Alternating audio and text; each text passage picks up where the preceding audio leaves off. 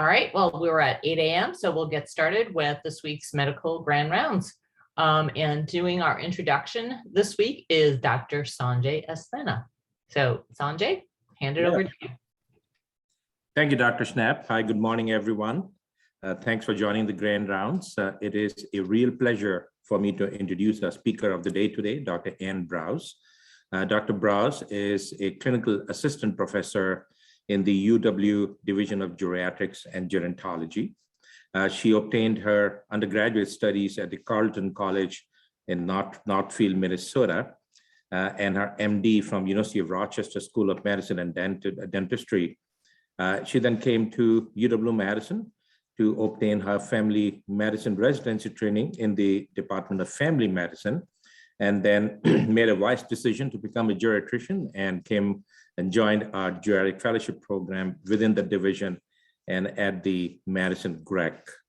Dr. Braus has multiple other appointments. She has special interest in nursing home and post-acute care, and she currently serves as the medical director at Capitol Lakes and is also director of their interprofessional post-acute care educational service at the Capitol Lake. Dr. Braus, just in a short span of a few years here as a faculty, is really transforming care of older adults who are referred to UW Health in the outpatient settings and also in a nursing home, and is an active participant in our acute care for elders program at the UW Hospital. Besides her clinical work and educational activities, she is very active and multiple UW Health committees. Just to name some of them, she serves on the UW Health Transition Steering Committee. She's a member of the UW Health SNF APP Advanced Care Planning Training Committee. She also is a member of the UW SNF Compliance Visit Work Group and serves on UW Health SNF's Coalition. So as you can see, Dr. Braus is very busy. She is an outstanding clinician and educator and has special expertise in nursing home care and post-acute care. So with that, I would like to invite Dr. Braus to make her presentation, which is entitled Slicing and Dicing That Med List, Polypharmacy and Deprescribing. So Dr. Braus, take it over. Thank you. Thank you, Dr. Asthana. I'm excited to be here today. Here are a couple of requisite slides at the beginning for everybody. And just to reinforce what Dr. Asthana said, I work in primary care in the hospital and also in the nursing home setting in my role with the Division of Geriatrics, and polypharmacy and deprescribing is an interest and a frequent portion of my practice. So I'm looking forward to sharing some information with you all about that today. So I want to start this off with a case, and imagine, if you will, the year's 2015. A young Dr. Ann Braus is fresh out of her geriatrics fellowship and starting her first job as a sniffist for the Mayo Clinic in Minnesota, where I was rounding on primarily nursing home patients and spending a lot of my time doing that, and come into a case like this, which was extremely representative of a lot of the folks that I saw. I'd be meeting these people for the first time, fresh out of the hospital when they are newly at a nursing home for some post-acute care. So this is Mrs. S. She's an 88-year-old woman. She has a history of type 2 diabetes that's tightly controlled with an A1C of 6.7%. She has atrial fibrillation, hypertension, mild cognitive impairment, and urinary incontinence. She recently had been living at home independently with some help from her kids, but unfortunately had a fall that led to a hospitalization. She had some minor injuries that were treated, and ultimately it was felt she should be discharged to a skilled nursing facility for some rehab.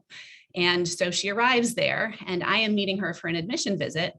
And this is the medication list that I see in front of me.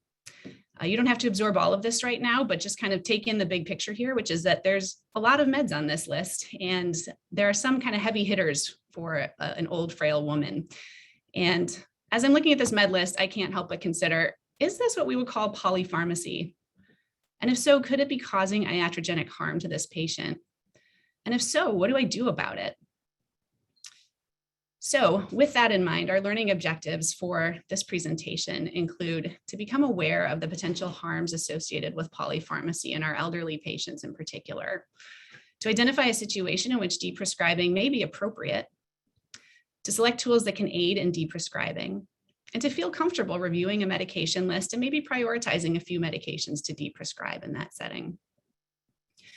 I don't have any financial disclosures. I do want to leave you with a caveat that in general, I am pro-medication. Many, especially elderly patients, require a lot of medications and they're on them appropriately and tolerating them well. But with that in mind, I also really love deprescribing, and I think my patients appreciate it a lot too. So I look forward to sharing this information with you. My outline today is to begin talking about polypharmacy, go over some important definitions, and focus in on the consequences and burden that polypharmacy can place on our elderly patients. And then dive into the concept of deprescribing, including when you can consider doing it, what resources and tools are out there to help you. Talk a little bit about the Drive to Deprescribe initiative, which is a nursing home initiative that I'm involved with. And then come back to our case and see if we can tackle that med list together. So we'll start with some definitions here. First of all, polypharmacy simply means multiple medications. And what's interesting is if you start looking at the literature about this, which actually has kind of exploded in the last 5 years, it's become a real hot topic in geriatrics. But some of the literature says anything greater than 3 medications. Some says anything greater than 5. Some says anything greater than 9, and that's actually the definition by the Centers for Medicaid and Medicare Services. Some say greater than 10.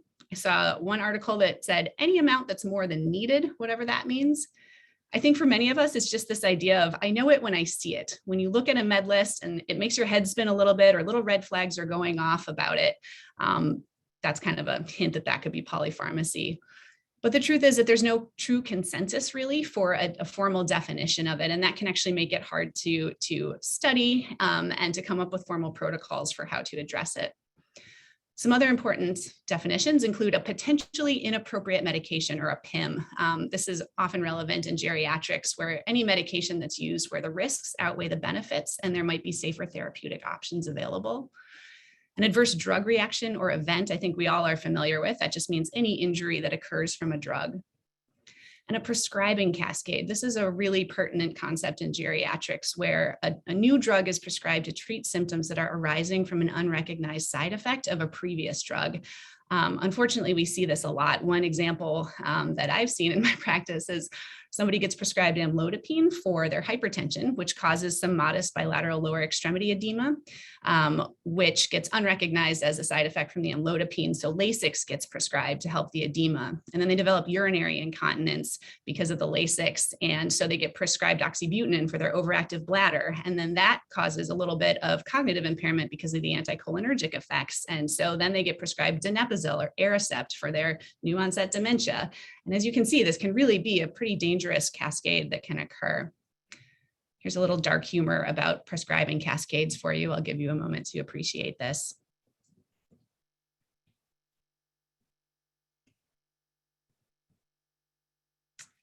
So all humor aside, though, this is something to be really acutely aware of in geriatrics. So then, deprescribing. What is deprescribing? There are a number of definitions out there. One that I particularly liked was from a JAMA article a few years ago, in which they describe it as the systemic process of identifying and discontinuing drugs in instances in which existing or potential harms outweigh existing or potential benefits within the context of an individual patient's care goals, current level of functioning, life expectancy, values, and preferences. So there's really not a one-size-fits-all process here, and it really boils down a lot to the art of medicine, which I think is part of why I enjoy it so much. But the main point is that you have to look at the benefits and harms of the medications people are on and realize that maybe that ratio is changing as they age or other conditions change in their life. So back to our outline, we've talked about some of these definitions. I want to move on and focus for a bit on some of the consequences and the burden that polypharmacy can place on our elderly patients.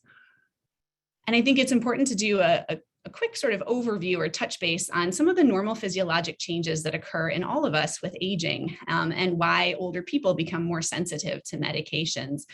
So as our bodies senesce, many of our organs sort of decrease function or don't function as well or in the same way that they used to. So here's Mrs. S again throughout her life cycle as a baby, as a young woman, and now she's in her late 80s. And her organs are functioning differently now than they did when she was younger. So in all of us, as we age in the central nervous system, the blood-brain barrier actually becomes more permeable later in life, usually as a result of various microtraumas that have occurred, whether you've had or macro traumas, strokes or TIAs, but also blood pressure and other sort of long-term chronic conditions. And as a result, we can be a lot more sensitive to centrally acting medications because they can permeate that barrier better. There's also a reduction in cholinergic neurotransmitter activity, so people are much more sensitive to any anticholinergic side effects of medications that might not have affected them so much when they were younger. In our liver, we actually have a reduction in hepatic blood flow estimated to be about 40% less later in life compared to earlier in life. And as a result, we see a decrease sometimes in first pass metabolism. There's also a reduction in albumin production. So this can actually affect sort of the free concentrations of drugs in our bodies. Everybody loses muscle mass, no matter how fit or how much you exercise. We are losing lean muscle mass as we age. And we are also all increasing adipose tissue and the distribution of it throughout our body. So any drugs that are lipophilic end up having often a larger volume of distribution and also a longer elimination half-life in elderly patients. Transit time of bowel contents slows down as we age, and so any drugs with possible constipating side effects are often exacerbated as we age. Additionally, a lot of people have had surgeries on their, intra-abdominally. A lot of people have had resections or have had conditions that reduce absorption and can make you prone to diarrheal illnesses or, to diarrheal side effects of drugs. Our kidneys also shrink in mass, and we get a reduced renal blood flow as well as a reduction in GFR as we age. So any drugs that are renally metabolized or excreted tend to stick around longer in our body. And in the cardiac system, there's a natural apoptosis of cells in the SA node, as well as sort of minor insults that may have occurred to our hearts over the course of our lifetimes can lead to a lot of conduction abnormalities. And so drugs that may affect the conduction system often have some unintended side effects. We also have the calcification of our blood vessels. They lose elasticity. And so people are much more prone to hyper and hypotension. We get these labile hypertension in a lot of people. And the reduction in baroreceptor sensitivity leads people to be more prone to orthostasis. So these are just a few of the many changes that affect elderly people and their responses to medications. And the upshot is that the pharmacokinetics and the pharmacodynamics of a lot of the drugs that we use for people can really change as we age. Thus, elderly patients really have a higher sensitivity to the intended and the unintended drug effects, usually at lower doses than we see in our younger patients. It's also important to note that elderly Americans are on more medications than they ever have been before. So this is a figure from Health and Human Services, in which they were looking at prescription drug use in the past 30 days by age and number of drugs taken. And if we highlight over here, this is our 65 years and older age group. And the dark blue portion is the proportion of people that are on 5 or more drugs compared to the light blue, which is on 1 to 4 drugs. So between 1988 and 1994, elderly people were about 14% of elderly people were taking 5 or more medications. But between 2000 and 2014, this had jumped up to 42%. So there's an increase in the number of drugs that people have been taking in the past couple of decades. Some recent research has shown that about 40% of elderly people are taking between 5 and 9 medications. About 18% are taking more than 10 medications. And among skilled nursing facility residents, it's actually greater. 40% are taking more than 10 medications. And I can tell you anecdotally, it is not uncommon to see people on 20, sometimes 30 medications. So it can be a little mind-boggling. So all of this begs the question then, if our older patients are more sensitive to medications and they're on more meds than ever, so polypharmacy may be an issue, can it actually be harmful to our elderly patients? And unfortunately, the data would suggest that yes, it can be. So the first thing is that there's the potential for more drug-drug interactions. And if we hearken back to our good old friend, the cytochrome P450 enzyme system, which helps metabolize drugs through the liver, it can be the system can be induced and inhibited by a number of different medications out there. And there are, of course, numerous tables listing all the different drug-drug interactions and which drugs are inducers or inhibitors of CYP450. This is one example that I pulled from an American Family Physician article a few years ago when they were highlighting some common interactions. Every time I look at one of these, I feel like I see, some new drug-drug interaction I wasn't aware of. Here's an example that I didn't know before this. If you're on diltiazem, a calcium channel blocker, that is an inhibitor of the CYP3A4 system. So then if you give someone prednisone, which requires the CYP3A4 system for metabolism, you're prone for a higher level of immunosuppression than you might have been expecting. So, one perfect example here. But the upshot is that the more meds you're on, it kind of becomes a jungle of unpredictability of how these drugs are interacting with each other. What we found is that the risk of an adverse drug event actually increases by anywhere from 7 to 10% with each new medication that you add for an older adult. So polypharmacy then, of course, can lead to more adverse drug events. There was an article that came out in the New England Journal in 2011 that cited a lot in the literature about polypharmacy, looking at emergency hospitalizations for adverse drug events in older Americans. And what they found here is that there was an estimated 265,000 emergency department visits for adverse drug events among older adults between 2007 and 2009. And the hospitalization rate was 3.5 times higher in patients greater than 80 years old compared to those that were 65 to 69 years old. So again, these physiologic changes with aging that are making us more prone to side effects of medications may be at play here. If you're interested in knowing, some of the top offenders for the drugs were warfarin, insulin, oral antiplatelet agents, and oral hypoglycemics. But actually what they found is that regardless of what medications you were on, across the board, the more medications you were on, the higher the risk of hospitalization.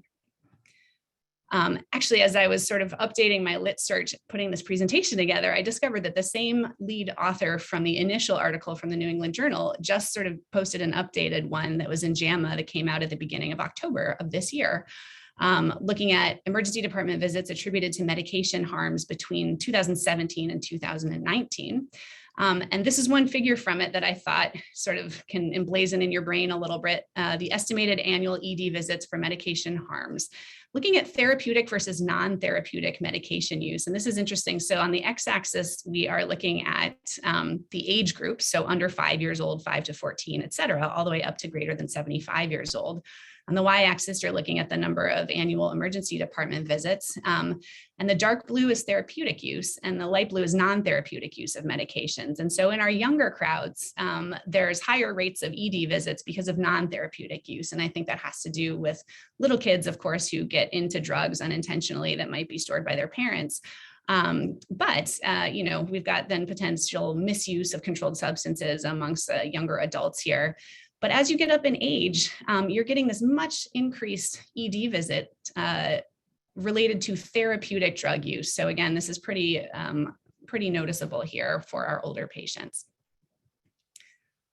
This is a slide from the Canadian Institute of Health looking at the proportion of seniors hospitalized for an adverse drug event based on the number of drugs that they were taking. And not surprisingly, if you're taking 15 or more medications, you have a much higher rate of hospitalization compared to if you're taking under 5 medications.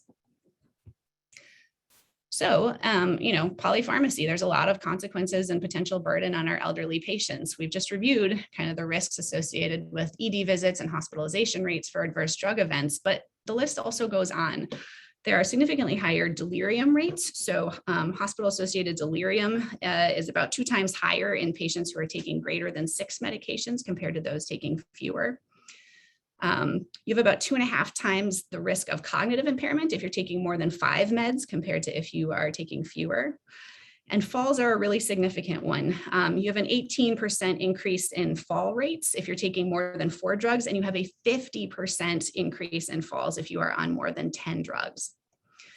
There's also the issue of medication non-adherence. In one study, they found that if you were taking 4 or more medications, you had a 35% chance of just not taking them all and not adhering to the schedule. Of course, there's also a financial burden for a lot of our patients. Many of them are on limited pensions or have limited funds, or they're in the donut hole for Medicare, and the cost of medications can be very significant for them. And then there is a link with mortality. There have been a number of meta-analyses that kind of consistently show that polypharmacy is associated with mortality. I think in one I saw that if you were taking 6 to 9 medications, this was associated with a 60% greater chance of death within that year. So this all can kind of make your head spin. And it also begs the question, does deprescribing actually help? So if we know polypharmacy can be a problem, is there an actual benefit to deprescribing? And interestingly, it's hard to measure clinical outcomes for this because the process of deprescribing is so heterogeneous. There are not strict protocols.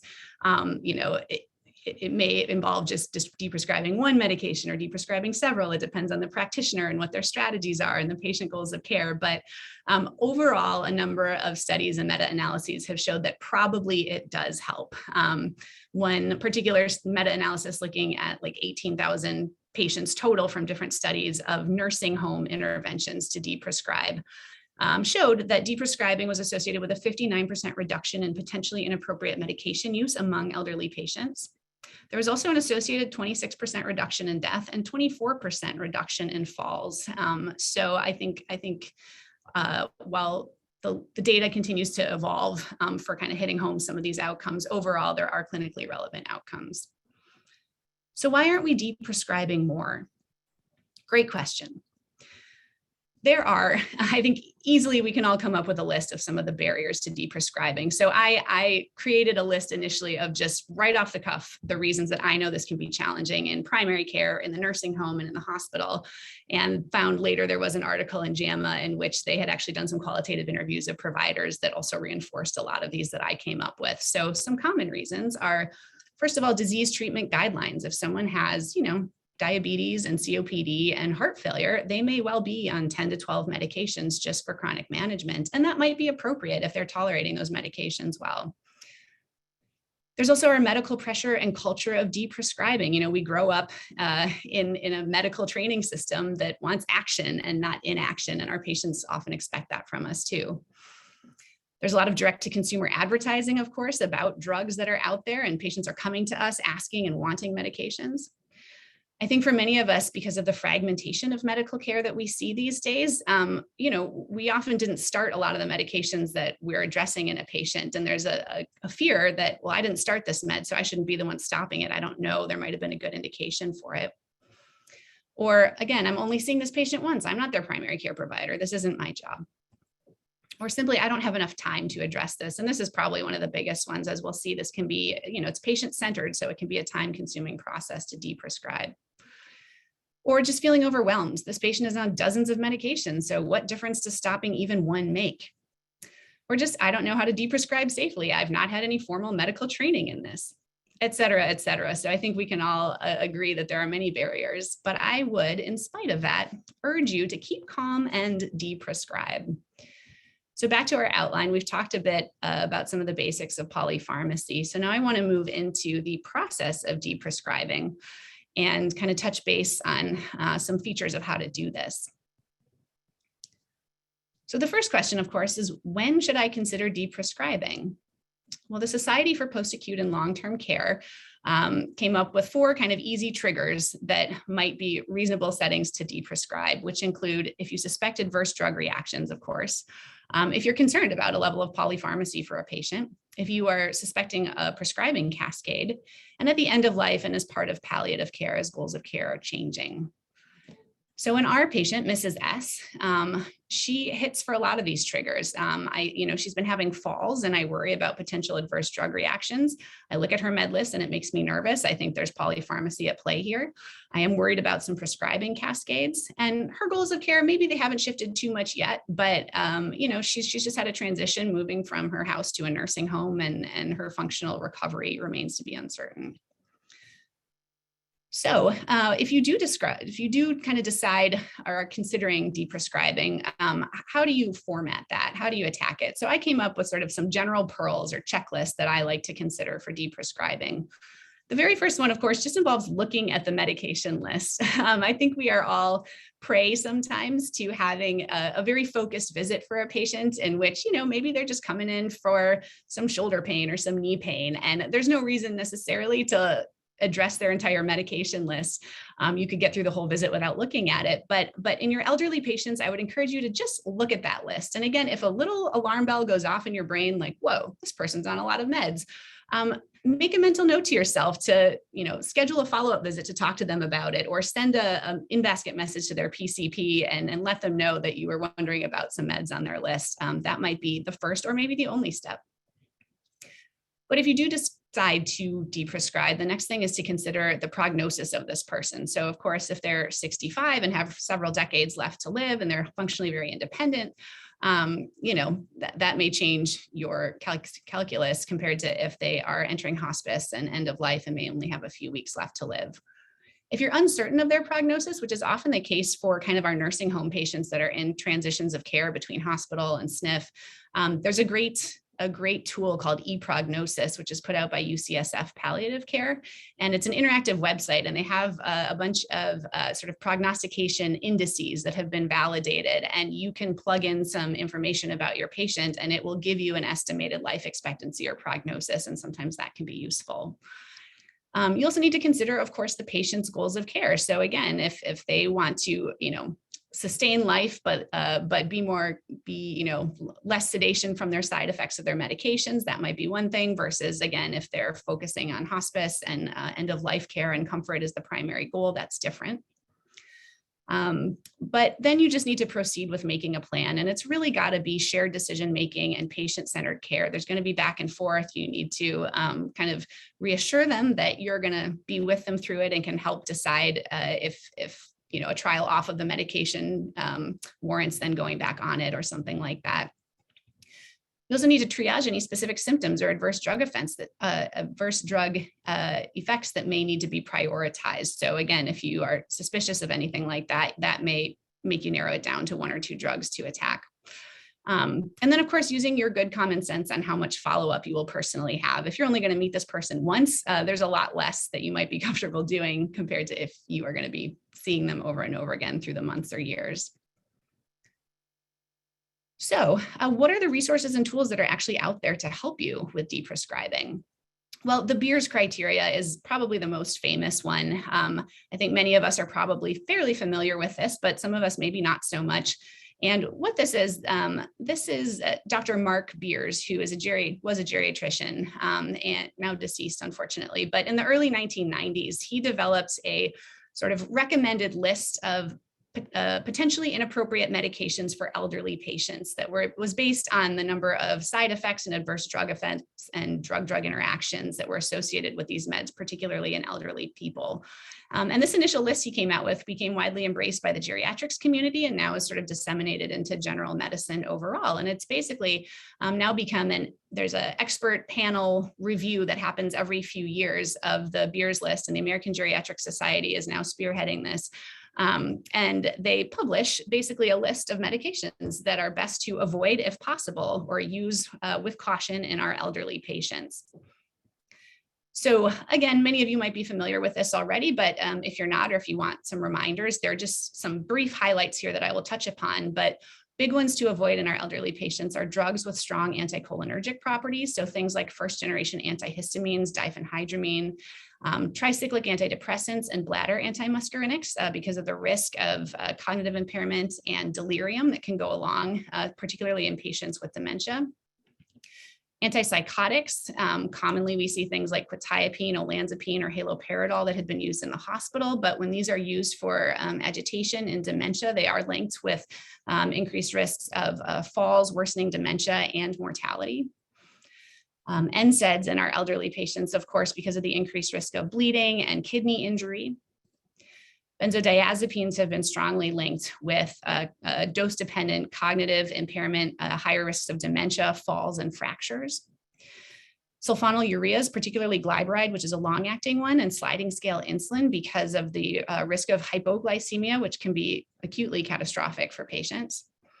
and proton pump inhibitors longer than 8 weeks without indication. I know we see so many patients that got started on their omeprazole 10 years ago for some mild GERD symptoms, and it just got left on the list. But what we know is that there's actually a link to increased risks of C. diff infection, as well as osteopenia and fractures in long-term use of PPIs. So that was the Beers criteria. Another one that's cited out there, another resource for deprescribing that I was not very familiar with because it's a European guideline. It's called the STOP criteria, and that stands for Screening Tool of Older Persons Potentially Inappropriate Prescriptions. And this is put together by an expert panel out of Ireland, kind of in response to the Beers criteria. And it's shorter and a little more concise, but overall overlaps quite a bit with the Beers criteria recommendations. A few things that are on here that I can highlight because it's in addition to the Beers criteria include the use of loop diuretics for ankle edema only. So don't give people Lasix if they don't have heart failure, and just have a little lower extremity swelling if you can avoid it. Avoid aspirin greater than 150 milligrams per day for any reason at all. Avoiding aspirin for primary prevention in all older patients over age 75 because of the risks of bleeds. Avoiding aspirin and warfarin together if you can, or if they are together, then actually adding a PPI or an H2 blocker to reduce the GI bleed risk. And then being cautious with beta blockers in diabetes if people are having hypoglycemic events, because it can mask the symptoms of that and put them at acute risk. I do want to take just a minute to appreciate that this same group out of Ireland also put together the START criteria, so the screening tool to alert doctors to the right treatment. And this is also acknowledging the fact that unfortunately many of our geriatric patients are undertreated for common conditions. So this is sort of an off topic from our polypharmacy discussion today, but I like that they did this. A couple of things on here, if there's no contraindication, using an anticoagulant for atrial fibrillation, treating blood pressure if systolic blood pressure greater than 160, appropriate to use a statin if they do have a history of coronary artery disease, CVA, peripheral arterial disease, and if they're independent with their activities of daily living and they have a life expectancy of greater than 5 years. So if you don't fulfill those criteria, it may not be worth it. Bisphosphonate if they're on chronic steroids, antidepressant if they're symptomatic, because depression really is often under-recognized in this demographic, and metformin if diabetes, and a disease-modifying anti-rheumatic drug if they do have rheumatoid disease. So just a side note there. Back to polypharmacy though, a couple more resources. There's a great one called medstopper.com that's put together by a group out of the University of British Columbia and its Canadian Institute of Health.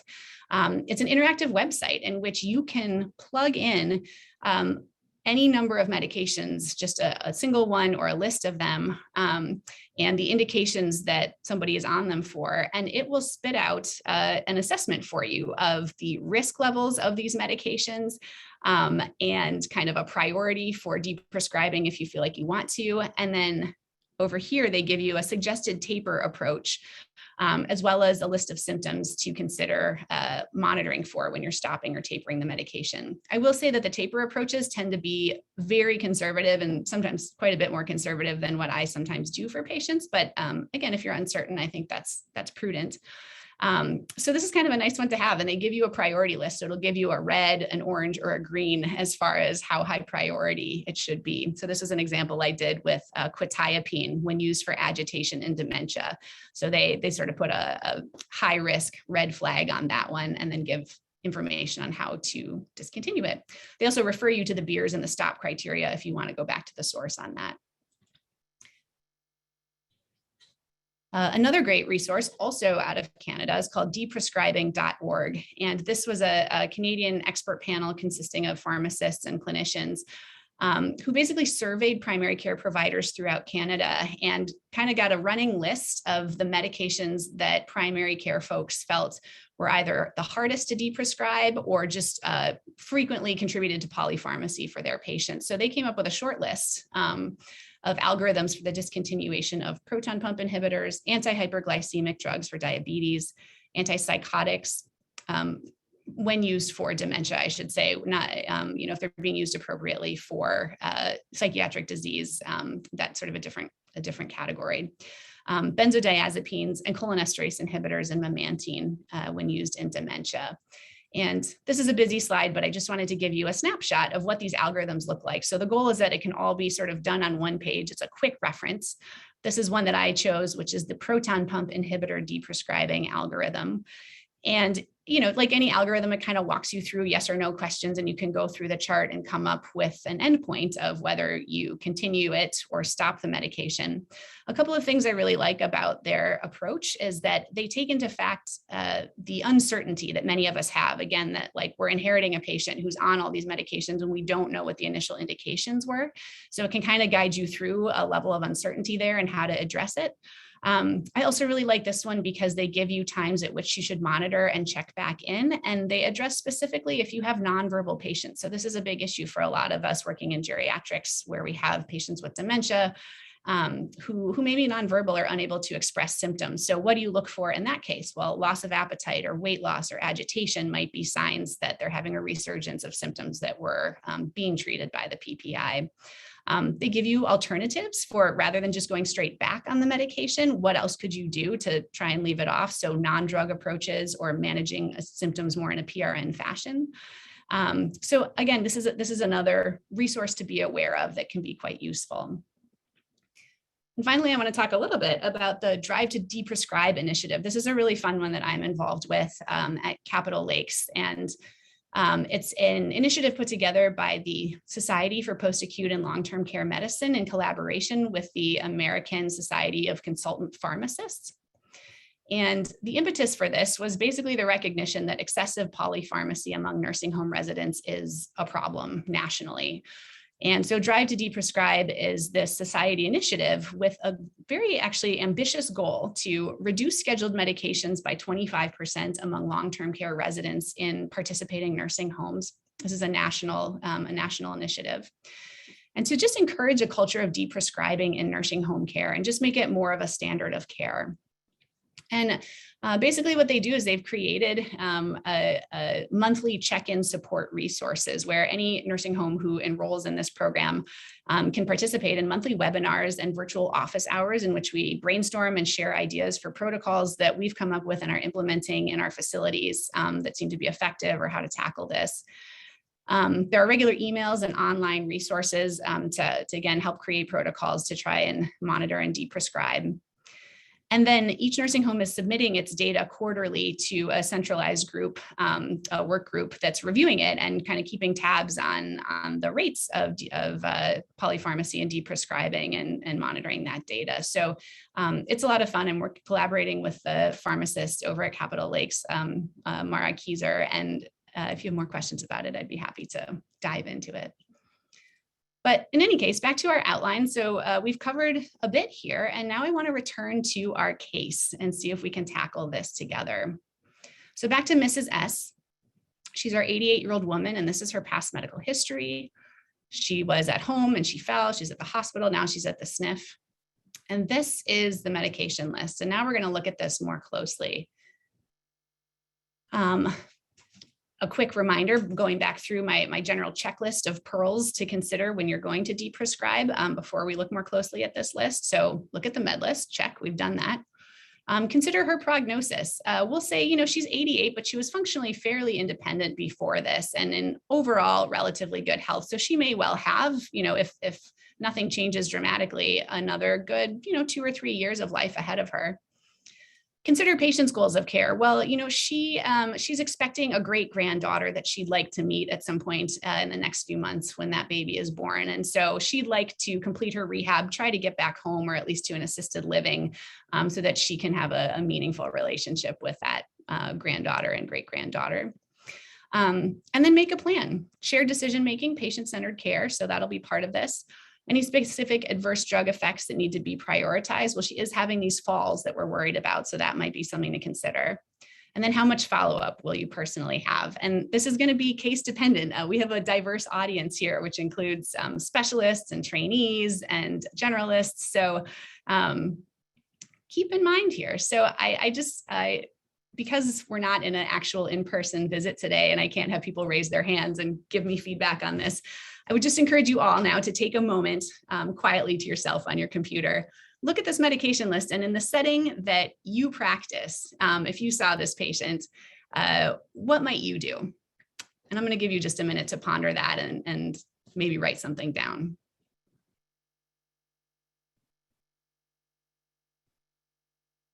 I will say that there is some low-hanging fruit here. So I just want to break it down a little bit with some of the people that I think might be in the audience here. So suppose you're a trainee. What might you do? Well, I'll cheat here and give you some spoilers. One thing, she's on Tylenol PM, and that usually suggests that it contains diphenhydramine, which is a strong anticholinergic medication. And so, if you're a med student and you're rounding at the hospital and you see this med list, you might look like a rock star if you bring out to your team like, hey, maybe we should stop her Tylenol PM because that diphenhydramine is a bad one. Suppose you're a hospitalist and maybe you're going to have this patient on your service for, I don't know, a few days, a week. Things to consider could be potentially stopping her glyburide, monitoring her blood sugars while she's off of it to make sure she doesn't get hyperglycemic, but that's a good opportunity, a controlled setting when you could do that really easily. The other thing is maybe to consider with her quetiapine. Maybe she was prescribed this for some agitated delirium, but that's improving over time. And I would encourage/request that you trial off of that and discontinue it before you send her out to the nursing home. Maybe you're a specialist and you're seeing this person in your cardiology clinic and you're addressing her atrial fibrillation, but you happen to notice that she's on aspirin 325 daily. And maybe it's not clear what the indication for that initially was. If nothing else, though, maybe you could drop that down to a baby aspirin or stop it altogether. Or if you don't feel comfortable with that, quick send a message to the PCP through the in-basket and just say, hey, we were addressing her AFib, but I'm worried about her falls or her bleed risk. Maybe you could have a follow-up visit. I think as a receiving primary care provider, I really appreciate it when the specialists reach out to me like that. And finally, if you are a primary care provider, which I'll say I am in this case for this patient, what would your plan be there? Say you're going to have the luxury of maybe weeks or months to follow with this patient and see what we can do with this med list. So this is perhaps a busy slide, but I did just want to take an opportunity to kind of go through one by one and let you know what I might do as a geriatrician and as someone that might have a little extra time to play around with this. So bear with me as we go through this one by one.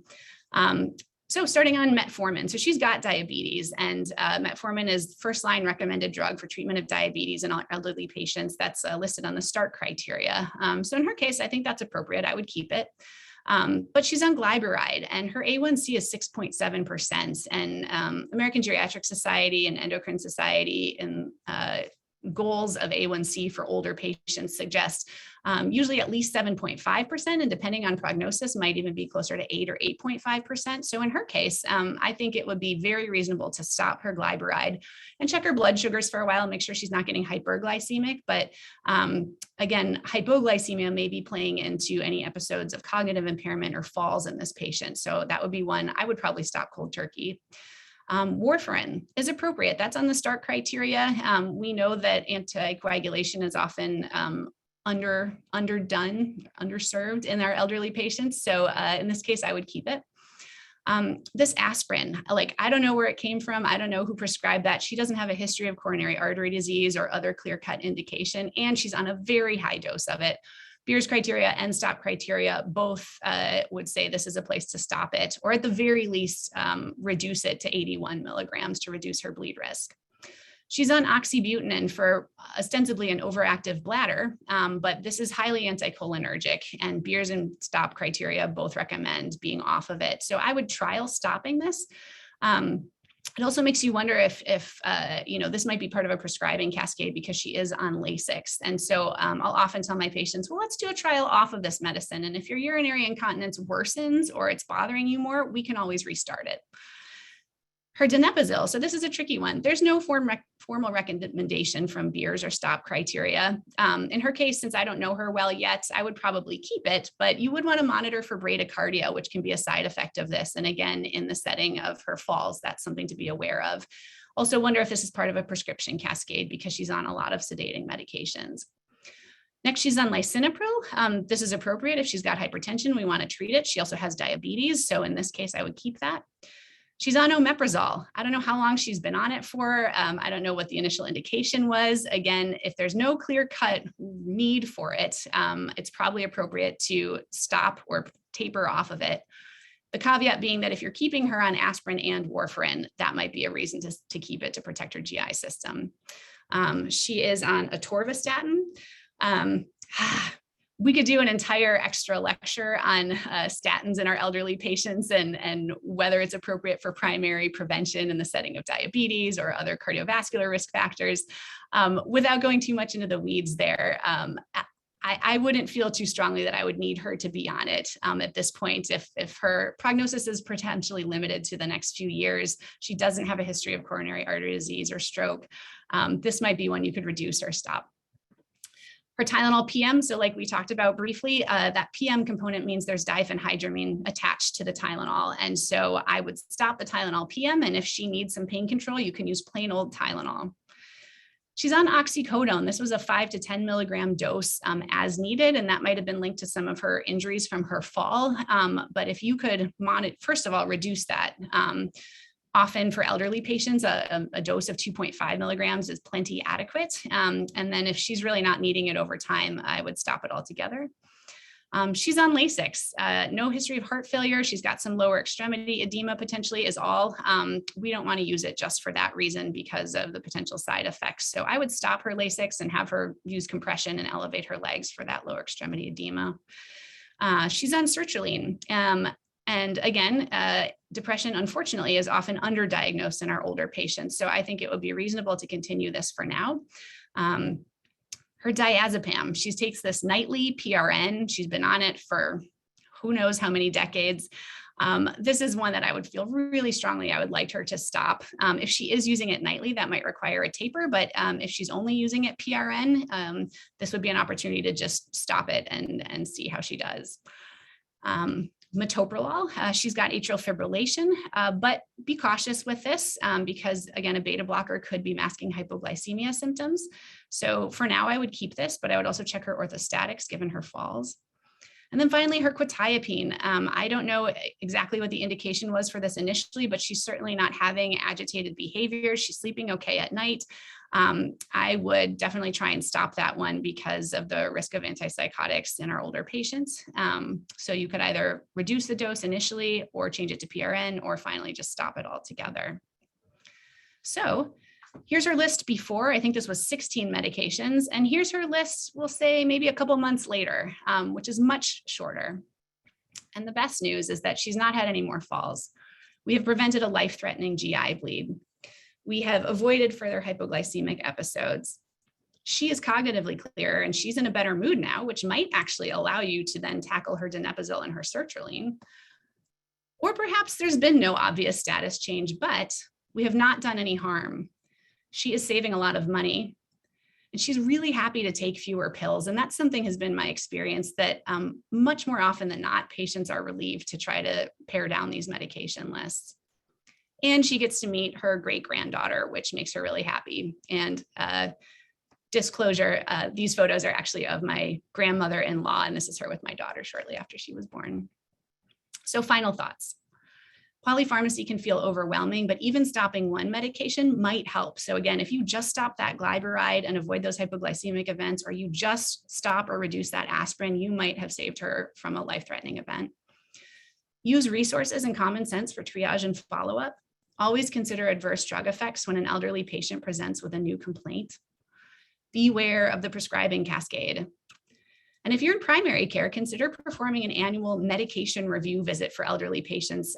This is actually recommended by the Choosing Wisely campaigns for pharmacy groups as well as the American Geriatrics Society. So this might become more of a standard of care. And of course, always feel free to curbside your local friendly geriatrician or pharmacist with questions. And pharmacists can be really wonderful resources for all of this. So here's a list again of some of the resources I cited for you in case you wanted to go back to those. And thank you to Marty Kieser, who's the pharmacist I work with at Capitol Lakes, the UW Division of Geriatrics, and the Society for Post-Acute and Long-Term Care Medicine. So are there any questions? Yeah, great. Really wonderful talk. Love the picture of your daughter too. and your grandmother. A number of questions. One is, you alluded to, how do you incorporate the pharmacist in these discussions? So I think that depends on the setting. In primary care, you often don't have a pharmacist right there readily available to you. So I now have made a couple of friends with pharmacists who I can kind of curbside informally, or sometimes, before I did, I would just cold call any of the UW pharmacies and say, can I talk to one of the pharmacists with a question? In the nursing home, we do have our consultant pharmacist there. And so she's a great resource. So I go to her with questions. And then in the hospital, you've got access to pharmacists as well. And in my experience, they are all really helpful and happy to collaborate with you on these questions. Great. I will say there's tons of comments in the chat about what an amazing Grand Rounds was. So kudos. Great. So there's a question about combination pills that are becoming more and more common. Is that, should we be prescribing them because it decreases the number of pills that are physically the number of pills, or does it make deprescribing more challenging? Your thoughts on that? Yeah, that's a really excellent question. And like everything in geriatrics, it's often kind of a case-by-case basis, but generally speaking, I like to uncouple them because I find that it's just, especially with like blood pressure ones, it's really hard to try to titrate when you've got both of these meds and you're dealing with their potassium levels and their kidney, their creatinine levels, that it's just easier when they're separate. So that's my preference. But occasionally you have someone where the pill burden really is a problem, where they've got mild cognitive impairment, and it just is easier for them to remember 1 or 2 pills. Then that might be the preference in that case. Yeah, and a related question, you didn't discuss the changes in compliance with the increasing number of medication, because I believe there's some studies showing that, and medication errors as you increase the number. Do you want to comment on that? Yeah, I think I had like one little bubble in there that yes, non-compliance increases pretty significantly with the number of meds that people are on. And this is a huge issue also in geriatrics, again, where we get a lot of people whose short-term memory is not great and trying to stay on top of their medication. So first of all, med boxes are always recommended, so helping people stay organized. But yes, again, this is another really significant reason why polypharmacy is an issue. And of course, if they're not taking the medications that they really do need that might be well tolerated for their chronic conditions, they're going to end up in the hospital or some other bad outcome. And so yet another plug for why it's appropriate to deprescribe when you can. And your case also illustrated something that I've also seen is when somebody is hospitalized, their discharge medication list is often ballooned over what they came in with. So can you describe potential interventions for that? Yeah, definitely. So, I have the advantage is that I see the patients in the nursing home for their post-acute care, and I work closely with our UW nurse practitioners who are in the nursing homes and sort of doing these follow-up visits as well. So I think we are all pretty attuned to this issue. And again, our deprescribing is based on our level of comfort with the level of follow-up that we're going to have, because some of these folks come to the nursing home and they're only there for a week before they go back home after their rehab, or some people are going to be there longer. But I think what we prioritize is antipsychotics, because so many people are put on something for their agitated delirium in the hospital, and then that just stays on their list. And that's a big one that you want to try and cull if you can. And then also the pain medication. So again, they get sent out with opioids because of their orthopedic surgery or whatever, and making sure that you can address those. And then again, there's often ones that are awkward regimens for people that they had hard to control blood pressure. So they're on hydralazine 3 times per day since they were in the hospital. And then they come home and it's like taking this all the time. So again, if it has to do with the frequency of the medication, sometimes those are ones to prioritize as well. Is there a way to intervene at the time of discharge before they get to the nursing home? Good question. It's kind of on the the team, I suppose. We try, so on ACE, on the Acute Care for the Elderly service, I think we try really hard to help our learners understand the importance of minimizing these meds before they get out the door. So hopefully our med students and residents and fellows are taking that home with them. But I think there's the pharmacy review before they leave the hospital, which will catch errors, but they might not really be addressing sort of the practicality of the med list. I think at this point, we don't have any protocols in place, but I would encourage all attending physicians and trainees to take a look at that list and just see if it practically makes sense, if there's anything that really should try to be deprescribed before they leave that you can do easily. Great. And then any thoughts about changing warfarin to a doeak? Yeah, and actually I should say that the stop criteria is a little bit dated now because it came out initially, I think in like 2010 before the doeaks were so popular. So generally speaking, right, for atrial fibrillation, I believe for venous thromboembolism disease as well, usually the doeaks are preferred. Again, that can sometimes be an issue with the dosing schedule. Apixaban is twice daily versus, like Xarelto, I think is once daily. So it kind of depends on the patient. But I err on the side of doeaks for the most part over warfarin. But if someone comes to me already on warfarin, they've been tolerating it fine, I might be hesitant to switch them over. Also, the cost is an issue of the doeaks for many of our patients. So. And there was a comment from Dr. Lucy that there is no need to taper PPIs. Just stop. Oh, all right. I was in my training, it was always the caveat that, well, you may have some rebound heartburn as you come off of this. And so like a taper is a good idea, but I suppose it's not life-threatening if they get a little heartburn for a couple of days.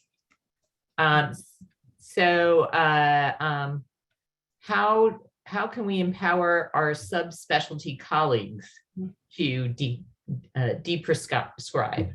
Yeah. And I wondered about that too, because in this audience, there are a lot of subspecialists.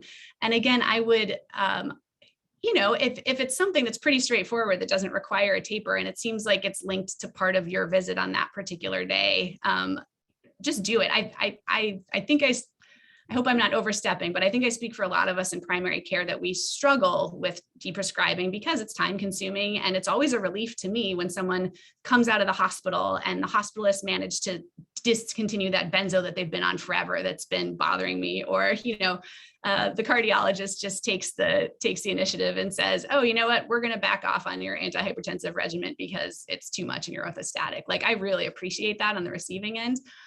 Or if nothing else, I'm never offended if someone just sends me a RE patient message in Epic saying, hey, I didn't feel comfortable addressing this because it's not really my purview, but I was worried about these medications on their list. I just wanted to flag it for you. Like that's always appreciated. So communication. Mm-hmm. So from a hospitalist who hospitals will often hold medications while inpatient, whether it's the diuretics, sulfonylureas, but then do you hesitate to not to re-prescribe them or not to hesitate to stop them upon discharge? So they want to restart them on discharge. What is the best way to handle that? Should you be reaching out to the PCP ahead of time or discontinuation at follow-up? Your thoughts on that?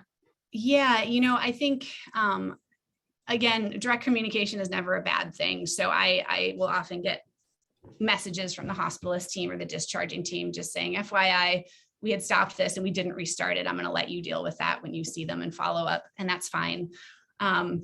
Or, I guess if there's what is hard is that sometimes, blood pressures may have changed during the hospital and they have stopped medications, and then on the day of discharge, they just restart some of their home meds that were there. And then they come to us in the nursing home for rehab and they're hypotensive or they're having issues. And so anything that, that just might cause symptoms that could be dangerous to somebody, or you're just unsure, I would err on the side of keeping it off in a lot of circumstances when you send them out the door from the hospital. Okay. And then from Jim Stein, an active and committed deprescriber. How do you help message the risks of stopping prevention meds, even if not technically needed? So you stop the statin and then they have a heart attack. Right. Right. No, and I was actually sort of hoping that question would come up because that's something I didn't have time to directly address. But right, how do we frame these conversations with people when they have been on a lot of these meds for a long time? And there have been some qualitative studies on sort of the language that you use around deprescribing and how to convince your patients to get on board with it. And it turns out, not surprisingly, that if you say things like, well, you're approaching the end of your life and you don't need these anymore, people don't respond well to that. But I think, leveraging the fact that the risks and benefits change with time as your physiology changes and more medications are added to your list for other conditions. And also that, symptoms coming up. So many of my patients come in and they're complaining of dizziness or falls or the urinary incontinence or memory issues. And meds might not be the only reason that that's happening, but they're often maybe a part of it. And so if I side with them and say, hey, look, I'm worried about these falls. You could fall and crack your head and end up in the hospital. Like, now might be a good time to, stop that aspirin that you've been on for a long time, or the statins. Again, that's a whole other can of worms. But, I feel like statins are generally more benign than like an aspirin for primary prevention. But, a lot of people have chronic aches and pains and myopathies, and makes you wonder if the statin might be contributing. So if you leverage it to sort of in line with their, with their concerns or their symptoms that they're complaining about, often that will help. Great. Well, we are at the hour, so I want to thank you again for a wonderful discussion, very thought-provoking, and I hope all of us are going to go back to clinic and start slashing our medications. All right. Thank you very much, everybody. All right. Take care. Bye-bye.